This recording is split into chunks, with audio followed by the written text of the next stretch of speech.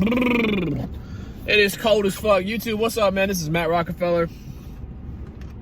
How to develop a strong ass work ethic. So in this video, man, I'm making it really short and simple for y'all. I'm gonna give y'all the blueprint, the step by step for how you're able to develop a strong work ethic so you can out hustle your competition and get to what you want faster and more efficiently, okay? So step number one, y'all. Step number one is this. Write down what you want. Write down what you want. What is your purpose in this life? And what do you want to achieve? Straight up. Straight up. Because guys, I'm gonna be honest with you, man, at least for me, it's gonna be very hard for y'all to bring out that inner fire. You know what I'm talking about? That inner fire work ethic that's inside of all of us if you're doing something every day that you don't want to do. If you're constantly doing something that you hate doing. You gotta love what you're doing, right? We live in very unfulfilling times now.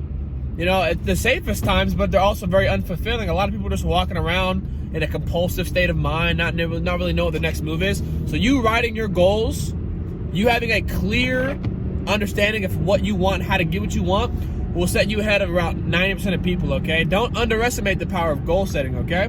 All right, so once you get that down, what I need you to do then is you need to ask yourself, what type of effort do I want to put in? And what type of activities do I need to do to create this, okay? So how much effort do you need to put in? And what kind of activities do I need to do? Now, guys, this will be entirely dependent, entirely tailored upon what you want. For y'all, the best example I can give y'all was, for me, it was YouTube. Okay, so I needed to learn how to shoot a video, I need to learn how to edit a video, I need to learn a little bit of the YouTube tangibles, right? Okay, cool. But here's where you do more. So they want you to upload 2 times a week. That's what they recommend, right? You upload 4 times a week. Do more, do it now. Do more, do it now. They want you to go to the gym 3 times a week. You go to the gym 5 times a week. They want you to read 2 books a month. You read 4 books a month. Do more. See, this is where people are going to start questioning and start asking and start raising eyebrows to you. Like, damn, what the hell are you doing? How are you getting so ahead of everybody? Little do they know is that you're just working on what you love to do every single day, and you're doing a bit more than what the recommended level is, okay? You do more and you develop a do it now attitude. Hey, we're not gonna call them tomorrow. No, fuck that. We're gonna call them today. Hey, I'm not gonna edit this video tomorrow. No, F that. We're gonna do it today. I'm gonna edit it today. So do it now and do more. That's how you get separated from the competition, okay? Now, last but not least, once you do this, y'all need to start developing the mindset from switching it from short-term mindset, short-term gratification, to a long-term gratification. Switch from short-term to long-term, okay? Now, see, this is me all my life until I figured out what I wanted to do.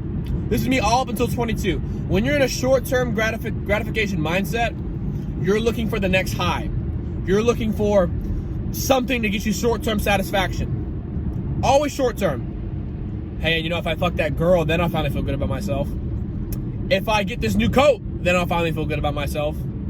If I get the new e-Sigma, then I'll feel good about myself. It's very unfulfilling. This can leave a hole in your heart. It did for me, at least, okay? What'll happen over time is that your brain is fortunately an ally of you. So once you write down what you want, once you know how to get what you want, and you know how much work you need to put in to get it, your brain will naturally organize itself to switch to more of a short-term to a long-term, okay? Now, what's a long-term mindset?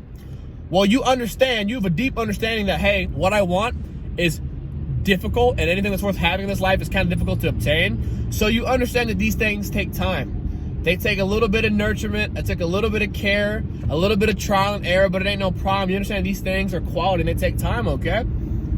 Once you'll then start to understand is that, bro, you'll start to look at life as investments and assets. No lie.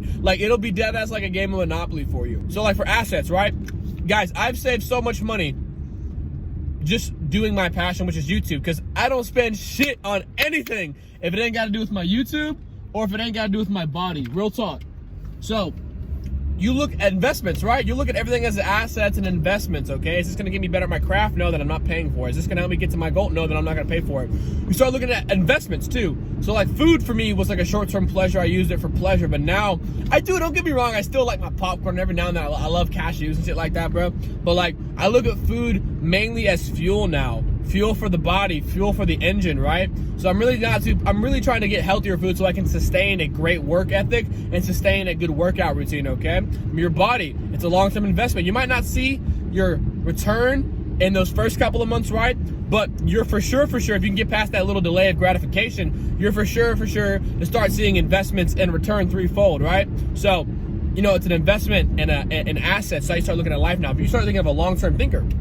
So y'all, that's pretty much it, man. The last thing of advice I can give y'all, man, is boys and girls, make sure y'all are cutting the fat, all right? Make sure y'all are cutting the distractions. So what are the distractions? You know, social media is a huge distraction. I don't care what Kylie Jenner is doing. I don't care what the Kardashians are doing. I don't care what rappers got to another beef with another. That ain't got shit to do with me, dog.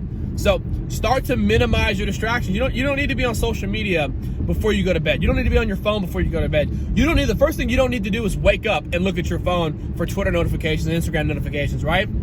Cut the fat, man. Cut the distractions. This could also mean group chats you're in that do nothing but just spam you every day. This could also be Xbox. I'm not saying you have to completely disregard these things, but start to minimize it. Start to get it in control, start to get in check.